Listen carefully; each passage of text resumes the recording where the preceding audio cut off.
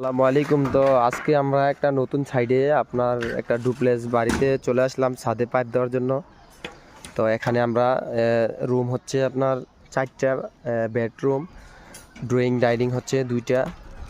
তো টোটালি আপনার 6টা রুম এবং কি 2টা বারান্দা আছে। তো ওগুলাতে আজকে আমরা ছাদে পাইপ দিতেছি। তো এখানে আমরা 1 ইঞ্চি 3/4 পাইপ দিয়ে ছাদে পাইপ দিতেছি। আর আমরা হচ্ছে আপনার যেই ফ্যান বক্সগুলা দেখতেছেন আরএফএলের, তো ফ্যান বক্সগুলা ব্যবহার করতেছি।